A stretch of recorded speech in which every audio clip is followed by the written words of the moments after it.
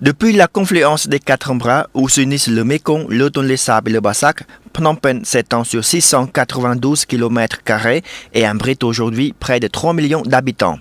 C'est en 1866 que Phnom Penh devint définitivement la capitale du pays. Surnommée la perle de l'Asie au début du XXe siècle, le régime génocidaire des Khmers rouges de Pol Pot en fit une ville fantôme qui ne revint à la vie que le 7 janvier 1979 lorsque le pays fut libéré. 40 ans après, Phnom Penh connaît une croissance fulgurante et le mouvement va se poursuivre. Tours, ensemble résidentiel, nouveaux quartiers, ville annexe poussent à une allure folle, transformant jour après jour la physionomie de la ville. ការរីកចម្រើនរបស់រាជធានីភ្នំពេញនាពេលបច្ចុប្បន្នគឺជាផ្លែផ្កាដែលបានមកពីការដាក់ចេញនយោបាយដ៏ត្រឹមត្រូវរបស់សម្ដេចតេជោហ៊ុនសែននាយករដ្ឋមន្ត្រីនៃប្រជាណាចក្រកម្ពុជាជាពិសេសការដាក់ចេញនៅនយោបាយសំខាន់ដែលក្នុងនោះរួមមានទី1នយោបាយឈ្នះឈ្នះដែលនាំឲ្យមានការផ្សះផ្សាជាតិនិងសន្តិភាពពេញលេញលើផ្ទៃប្រទេសទី2គោលនយោបាយតាក់ទាញវិនិយោគផ្ទាល់ពីបរទេសនិងទី3គោលនយោបាយកំណែទម្រង់ពីមជ្ឈការនិងវិសហមជ្ឈការ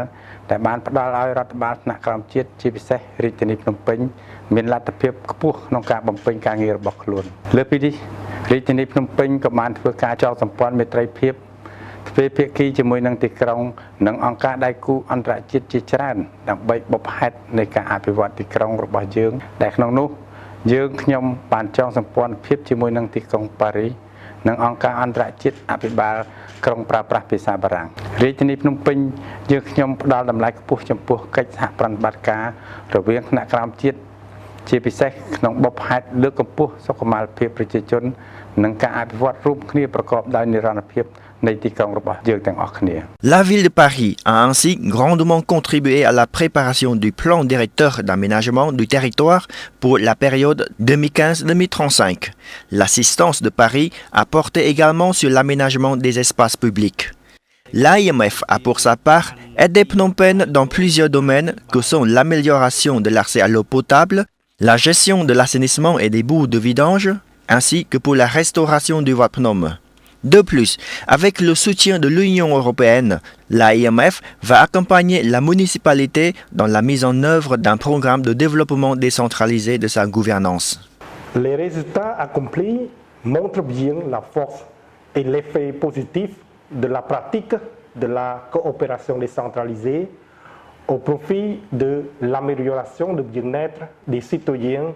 de l'aménagement du territoire et du développement durable de notre ville. Le programme de coopération sur la gestion des boues de vidange est de ceux qu'applaudissent les habitants. Pour moi, le projet pour la gestion de boues de vidange, c'est une très bonne idée parce que c'est très important pour la santé publique des Cambodgiens et c'est pour l'augmentation de la qualité de la vie des Cambodgiens et pour montrer de la modernité de la ville. Une ville plus propre, mieux organisée, plus verte, mieux préservée des inondations. Voilà ce qu'apportent ces programmes de coopération internationale. ក្រោយពីមានការសហប្រតិបត្តិការជាមួយនឹងក្រុមសមាគមអភិបាលក្រុងនិយាយភាសាបារាំងយើងឃើញថានៅតំបន់របស់ភ្នំនេះបានកែប្រែមុខមាត់ថ្មីដោយសារយើងឃើញថាមានការរៀបចំសួនច្បារថ្មីការជួសជុលនិងលាបពណ៌ចែកដីចាស់ៗហើយនឹងការរៀបចំសម្ដាប់ធ្នាប់ថ្មីដោយមានការរក្សាអនាម័យខ្ពស់ដែលវាជាកត្តាមួយ